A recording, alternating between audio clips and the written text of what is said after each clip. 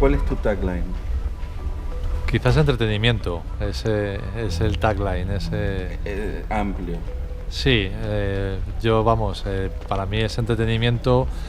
Mi vida profesional o mi vocación siempre ha estado vinculada principalmente a los videojuegos y en el entretenimiento en general, animación, todo lo que me fascinaba de niño ha sido lo que me he intentado dedicar de mayor. Pues bueno, eSports o deportes electrónicos, la definición formal es competiciones de videojuegos seguidas por muchas personas alrededor del mundo. Eso es quizás cómo se definiría este fenómeno. Realmente es un tema cultural, yo le llamo la transformación digital del deporte y es donde antes nosotros crecimos, pues probablemente la mayoría de nosotros viendo fútbol, y era asistir a un estadio o ver fútbol por unos medios que hoy son los medios tradicionales, la televisión, la radio o los periódicos. Todo esto sucede exactamente igual, pero en otro entorno, donde cambiamos el campo de fútbol por el campo digital, que es el videojuego, y los medios tradicionales por los medios digitales, que de la televisión la cambiamos por Twitch o por YouTube, y probablemente la prensa tradicional la cambiamos por Twitter y todas las herramientas de comunicación entre fans y entre jugadores. Sí, a diferencia de otros fenómenos que hemos vivido en las distintas épocas del marketing, este parece ser un fenómeno que no es nada pasajero y que va a seguir creciendo, ¿verdad? Bueno, yo creo que está conectado con la cultura del entretenimiento de las generaciones, de las nuevas generaciones, de la generación millennial y de la generación Z. Sí. Y está muy también incrustado en los códigos audiovisuales de estas generaciones. Nosotros crecimos con una limitación en cuanto a la información, a los medios, a la disponibilidad de la información, y por tanto nuestros ritmos de consumo de esos contenidos eran diferentes, más extensos en el tiempo, con contenidos más largos, no podías elegir, hay una serie de cosas. Hoy, sin embargo, todo se ha vuelto mucho más frenético y con mucho más abanico de elección. Y los eSports o los videojuegos en sí mismos tienen todos esos ingredientes que hacen que todo sea mucho más rápido, sea mucho más con un ritmo superior. De hecho, cuento una anécdota que siempre cuento, que fans de nuestro club de eSports, muchas veces hablando con ellos, son chavales ya de 18, 20, 22 años, no les gusta el fútbol, porque dicen que 90 minutos para ver un partido y con la posibilidad que acabe 0-0 les parece inaceptable. No ha pasado nada en 90 minutos. Sin embargo, una partida de League of Legends, que es uno de los juegos más populares de eSports en el planeta, en 30 o 40 minutos ha ocurrido 4 o 5 peleas con dragones, peleas entre magos, guerreros, hay acción garantizada y de repente todo pasa, es puro entretenimiento de esta nueva generación. Ok, yo creo que tú has vivido todo el desarrollo de los videojuegos hasta llegar a esta era de los eSports. Contanos cómo nació esto. ¿Fue generación espontánea o fue diseñado por las compañías creadoras de videojuegos?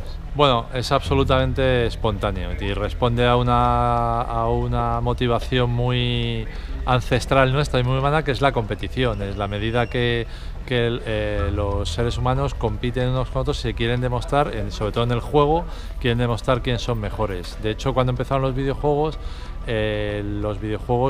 desarrollaron lo que era la inteligencia artificial, que era una forma de sustituir al humano, porque cuando empezamos los primeros ordenadores y los primeros videojuegos no eran conectados, jugabas en tu casa y como mucho podías traer un amigo a jugar contra él compartiendo el mismo ordenador, pero generalmente jugabas lo que se dice habitualmente contra la máquina, y eso era una forma de simular que tenías a un ser humano delante para intentar vencerle. En el momento que la conectividad permite desarrollar juegos online, los seres humanos o los jugadores prefieren jugar contra otros, y a la hora de jugar contra otros prefieren conectarse y medirse contra personas reales antes que con la máquina. De hecho, hoy en día jugar contra los ordenadores es como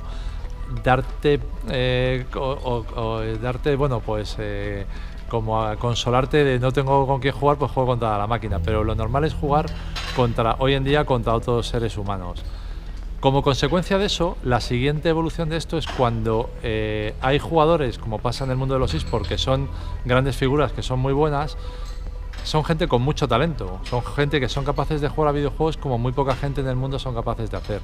Y eso, hay otra parte humana que es la admiración del talento. Yo creo que todos los seres humanos tenemos una motivación especial para admirar el talento, bien en la música, bien en el arte, bien en cualquier disciplina, y en el mundo de los videojuegos sucede exactamente igual.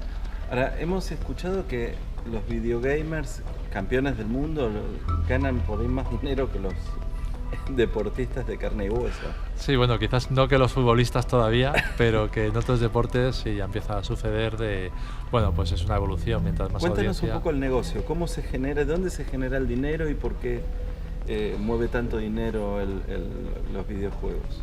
Bueno, se puede entender un poco como la industria del deporte tradicional, es decir, en el momento, esto es una industria que yo le llamo que es una industria de audiencias. En el momento que hay millones de personas siguiendo a estas estrellas competir, de repente se genera una audiencia y hay un espacio natural para que las marcas ocupen ciertos espacios dentro del territorio y para que los generadores de la competición, principalmente lo que son los publishers, o sea, los dueños de los videojuegos o compañías que se encargan de crear competiciones, tengan interés en generar un ecosistema alrededor para poder explotar ese espacio, bien a nivel publicitario, bien a nivel la generación de marcas que a futuro pues se pueden monetizar movilizando a toda esa fanbase que está siguiendo este mundo del deporte. Entonces, principalmente, al final todo eso redunda en que los motores de todo esto, que son los jugadores, pues ganen cada vez más dinero